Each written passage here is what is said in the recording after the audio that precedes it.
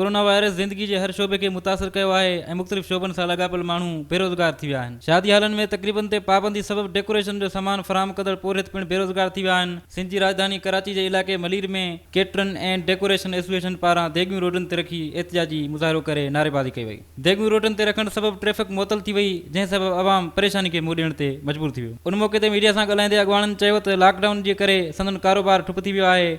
हुननि चयो त लॉकडाउन खां पोइ हू पंहिंजे खीसनि मां मुलाज़िमनि खे पघारूं ॾेई रहिया आहिनि। संदन चवणो त ऑर्डर न मिलण सबबि हू पुठिते पइजी विया आहिनि, जॾहिं त घरनि जो ख़र्चु हलाइण, दुकाननि जी मसवाड़ तोड़े बिजली, गैस, राशन जा बिल अदा करण में ॾुखियायूं पेश अची रहियूं आहिनि। 4 महीना थिया आहिनि असांजो कमु बंदि आहे। डेकोरेशन ऐं कैटरिंग जो, इवेंट प्लानिंग जो, इवेंट मैनेजमेंट जो कमु बंदि आहे।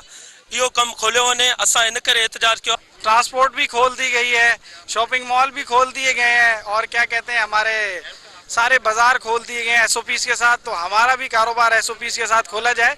हमारे साथ हजारों लोग हैं, आधी समझे कार बिजनेस इंडस्ट्री जो है वो कराची की जो है वो इस काम से जो है ना मुंसलिक है। इस वक्त इसका अंदाज़ा कोई नहीं लगा पा रहा कि इसमें कितने लोग मुतासिर हुए हैं। हमारी इंडस्ट्री एक ऐसी इंडस्ट्री है कि जिससे बेतहाशा लोग मुंसलिक हैं।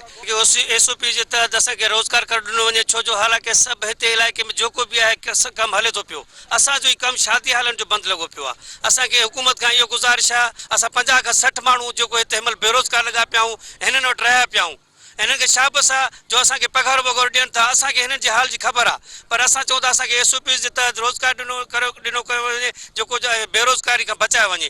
कि हम लोग बेरोजगार हो गए, हम तो मेहनत करके खाने वाले हैं, मांगने वाले नहीं हैं। हम मेहनत करके खाना चाहते हैं, तो ये हमारा जो काम बंद हुआ है इसकी वजह से हमें बहुत परेशानी का सामना हो रहा है। पूरी सेफ्टी का ख्याल रखेंगे, पूरी सेफ्टी के साथ काम करेंगे। तो हुकूमत से यही अपील है कि हमारी बात पे गौर किया जाए और हम भी पूरे हुकूमत का साथ देंगे, पूरी सेफ्टी के साथ काम करेंगे। एहतिजाज कंदड़ वफ़ाक़ तोड़े सिंध सरकार खां घुर कई त खेनि ॿिनि शोबनि वांगुरु कारोबार खोलण जी इजाज़त ॾिनी वञे त जीअं हू बुख ऐं बदहाली खां बची सघनि। कैमरामैन अहसन मीरजत सां गॾु मीर ज़ुल्फ़कार, सिंध टीवी न्यूज़, मलीर।